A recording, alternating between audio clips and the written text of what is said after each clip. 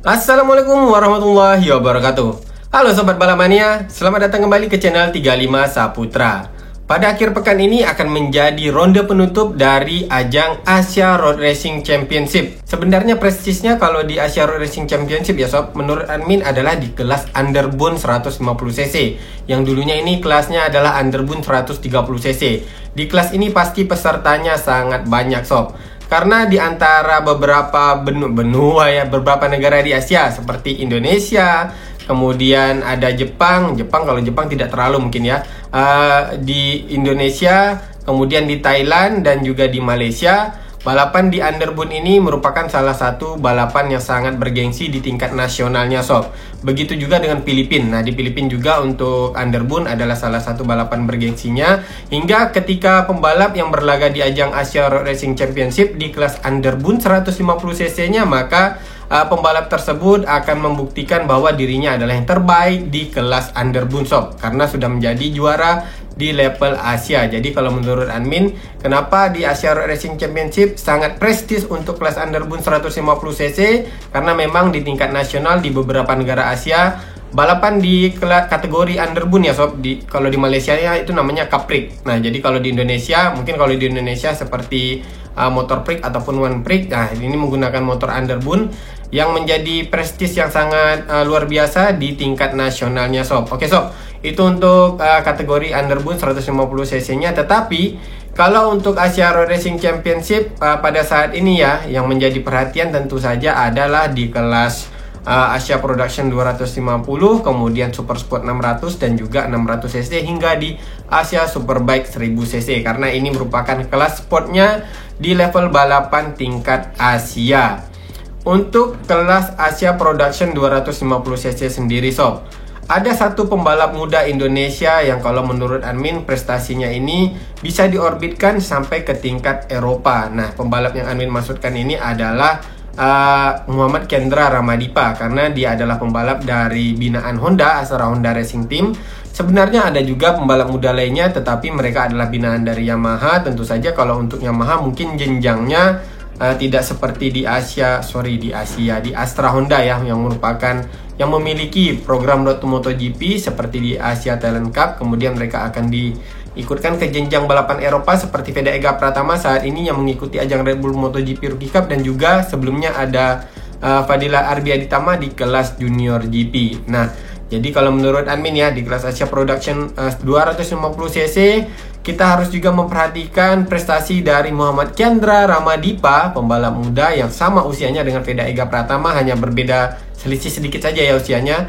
Sedangkan untuk pembalap satunya lagi tentu saja ya Sob adalah Veda Ega Pratama. Walaupun fokus Veda Ega Pratama ataupun fokus Veda ya, kita sebutnya kepanjangan nih Veda Ega Pratama, kita sebut aja Veda, untuk balapan di Asia Road Racing Championship bukanlah merupakan fokusnya, karena Veda ini sudah diorbitkan ke ajang balapan Eropa. Jadi tentu saja untuk fokus dari Veda adalah di ajang balapan Eropa, karena jenjangnya adalah program Road to MotoGP untuk bisa menembus ke kelas Moto3 terlebih dahulu. Jadi sesekali Veda apabila libur ketika balapan di Eropa, maka akan kembali mengikuti ajang balapan di Asia Road Racing Championship. Itu juga jika jadwalnya tidak berbenturan ya Sob. Nah, di akhir pekan ini kedua pembalap ini, baik Muhammad Kendra Ramadipa dan juga Veda Ega Pratama, akan kembali turun di Asia Road Racing Championship di ronde penutupnya yang akan dilaksanakan di sirkuit Buriram, Thailand.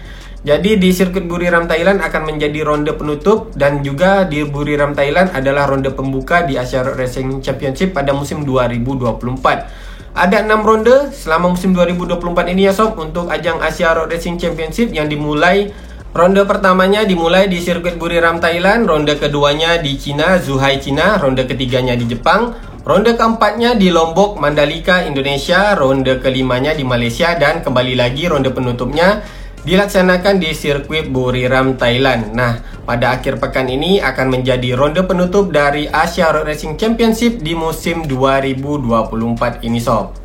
Untuk pembalap muda seperti yang admin katakan tadi ya Sob, binaan dari Astra Honda Racing Team, yaitu Muhammad Kendra Ramadipa yang turun pada kelas Asia Production 250cc, berpeluang untuk meraih gelar juara Asia di musim 2024 ini pada kelas Asia Production 250cc. Karena untuk posisi klasmen Muhammad Kendra Ramadipa di ronde terakhir, di ronde kelima kemarin ya, sebelum ronde penutup di Buriram, Thailand, Muhammad Kendra Ramadipa ini menempati posisi kedua, dan posisi kesatunya adalah rekan satu tim dari Muhammad Kendra Ramadipa, yaitu Herjun Adna Firdaus. Ini adalah pembalap senior juga di Astra Honda Racing Astra Honda Racing Team. Oke. Kemudian untuk Veda Ega Pratama, musim ini adalah musim perdananya di kelas Super Sport 600. Kalau menurut admin ya sob, sebenarnya untuk Veda Ega Pratama masih bisa diturunkan di kelas Asia Production 250cc. Karena usianya masih 15 tahun di tahun 2024 ini, dan baru genap 16 tahun pada akhir bulan November kemarin. Jadi kalau menurut admin, seharusnya ya Veda di musim 2024 ini masih diturunkan pada kelas Asia Production 250cc. Itu kalau melihat dari segi usianya. Tetapi kalau melihat dari segi level balapnya, tentu saja memang kenapa sampai Astra Honda Racing Team memilih untuk menaikkan Veda ke kelas Super Sport 600cc walaupun usianya masih 15 tahun pada saat masih mengikuti ronde 1 sampai dengan ronde kelima ya Asia Road Racing Championship di musim 2025 ini. Tentu saja adalah alasannya tadi karena level balap dari Veda Ega Pratama yang sudah menurut admin ya, kalau admin lihat memang levelnya sudah tidak di Asia Production 250cc lagi. Dan bisa kita lihat saja memang dengan dinaikkan Veda Ega Pratama ke kelas Super Sport 600cc yang awalnya mungkin banyak pihak yang ragu kalau Veda bisa tampil kompetitif di kelas Super Sport 600, tetapi ternyata Veda membuktikan. Di musim perdananya Veda berhasil meraih beberapa kali podium di kelas Super Sport 600. Ini luar biasa ya sob. Ternyata memang Veda bisa cepat beradaptasi walaupun secara fisik dia ini masih kalah dengan pembalap-pembalap di kelas Super Sport 600cc. Karena memang kalau dilihat pembalap-pembalap di kelas Super Sport 600cc ini adalah pembalap-pembalap yang sangat berpengalaman, pembalap senior dari Veda Ega Pratama ya sob. Jadi pembalap di kelas Super Sport 600cc ini mereka itu sudah memiliki banyak sekali di jam terbang baik di kelas Super Sport 600 ataupun sampai di kelas Moto2-nya di Eropa. Ada beberapa pembalap di Asia yang sudah mengikuti ajang balapan Eropa di kelas Moto2-nya. Mereka itu kembali diturunkan oleh negaranya ya untuk mengikuti balapan di kelas Super Sport 600. Tetapi Veda bisa tampil cukup baik dan meraih beberapa kali podium di kelas Super Sport 600. Jadi memang tidak salah Astra Honda Racing Team menaikkan level Veda di musim 2024 ini ke kelas Super Sport 600. Walaupun secara usia seharusnya memang Veda ini masih diikutsertakan pada kelas Asia Production 250. Dan untuk kelas 250-nya ya, posisi Veda ya yang sebelumnya diisi oleh Veda digantikan oleh Muhammad Kendra Ramadipa. Dan Muhammad Kendra Ramadipa juga di kelas Asia Production 250cc tampil dengan cukup baik sob.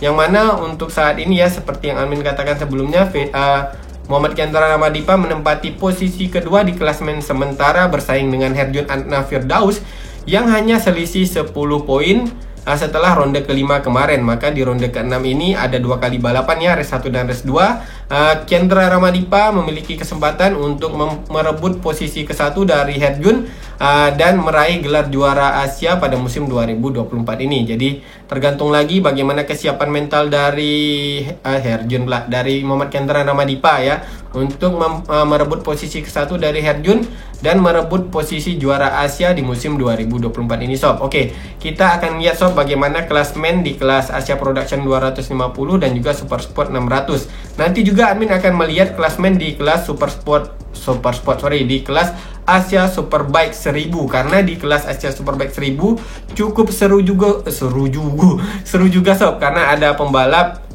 ex pembalap MotoGP seperti Hafiz Syahrin dan juga Yuki Kuni. Ini adalah pembalap yang akan menjadi tandemnya Mario Aji pada musim 2025 nanti di kelas Moto2 menggantikan Somkiat Chantra. Sebenarnya admin berharap ya di kelas Moto2-nya yang menjadi pengganti Somkiat Chantra setelah Tayo Pursato ya tidak jadi diputuskan untuk mengganti Somkiat Chantra di kelas Moto2 dan Tayo Pursato malah dipertahankan di kelas Moto3. Admin sebenarnya berharap dari Honda Asia memilih Andi Farid Isdihar atau dikenal dengan Andi Gilang untuk menggantikan Somkiat Chantra.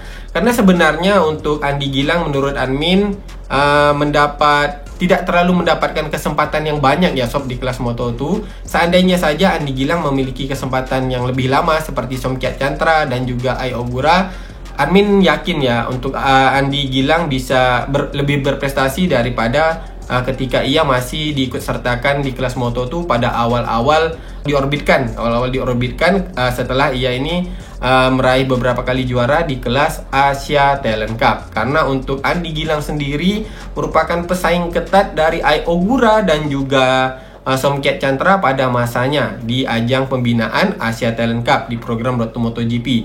Tetapi ternyata yang dipilih oleh Honda Asia untuk menggantikan Somkiat Chantra di kelas Moto2 adalah Yuki Kuni sob.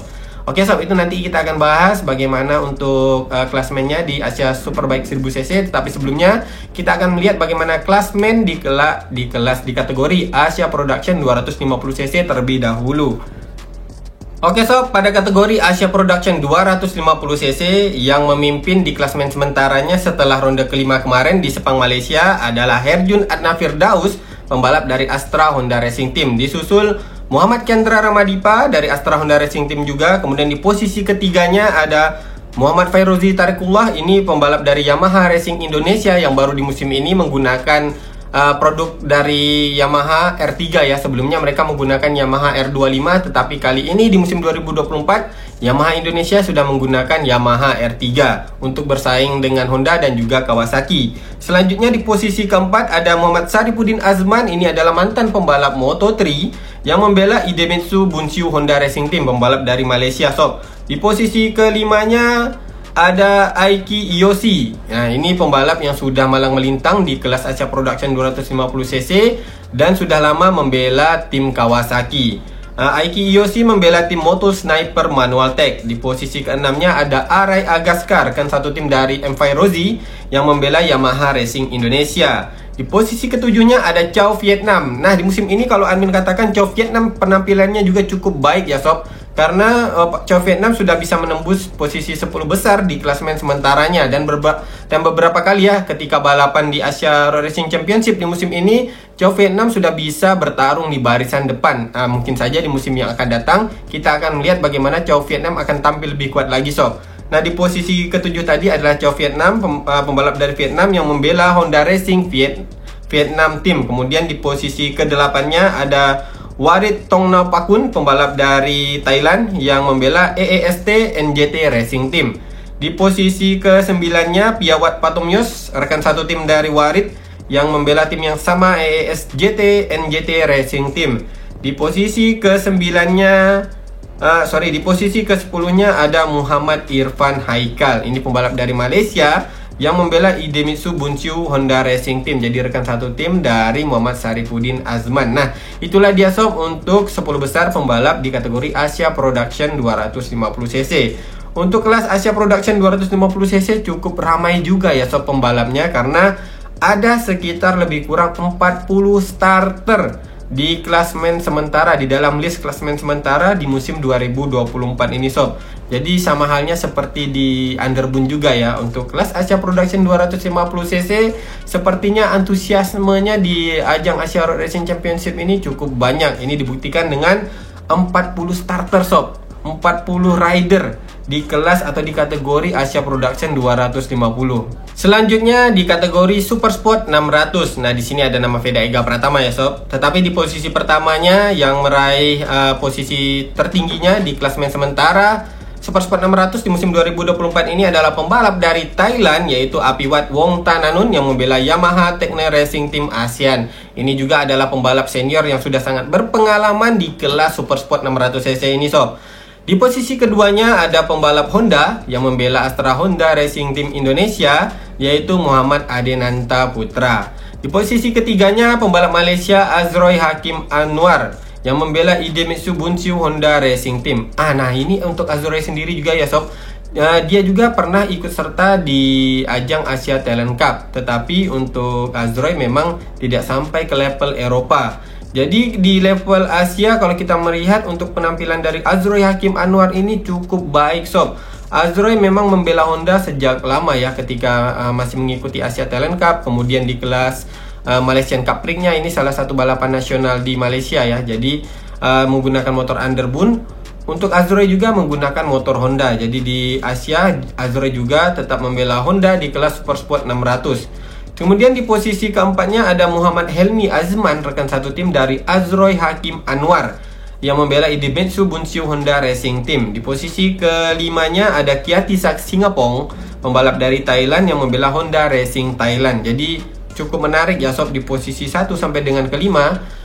Di puncaknya dipimpin oleh Yamaha, tetapi di posisi kedua sampai dengan kelimanya dikuasai oleh Honda. Selanjutnya di posisi keenam ada pembalap Indonesia, pembalap muda Indonesia. Ini yang Amin sebutkan tadi adalah Veda Ega Pratama. Luar biasa ya sob, di musim perdananya full balapan di kategori Super Sport 600. Itu juga tidak full Veda balapan di Asia Road Racing Championship ya sob, karena ada beberapa ronde yang jadwalnya itu terlalu berdekatan ataupun berbenturan dengan ajang Red Bull MotoGP Rookie Cup, sehingga Veda itu lebih fokus di Red Bull MotoGP Rookie Cup. Dan ketika jadwal tersebut berbenturan atau berdekatan, maka Veda akan melewatkan ronde di Asia Road Racing Championship. Tetapi di klasemen sementaranya setelah ronde kelima kemarin di Malaysia, Veda berhasil menempati posisi ke-6 di klasemen sementara. Menurut admin, ini adalah suatu pencapaian yang sangat luar biasa dari pembalap muda Indonesia ini sob. Di musim perdananya, di usianya yang masih 15 tahun dan baru 16 tahun di bulan November kemarin, tetapi sudah bisa bersaing di posisi 10 besar di klasemen sementaranya. Apakah nanti ya ketika ronde penutup di Buriram Thailand, Veda bisa memperbaiki posisinya di klasemen sementara? Bisa saja Veda masuk ke posisi 5 besar. Tentu saja apabila Veda bisa meraih posisi 5 besar di klasemen akhir, ini akan sangat luar biasa.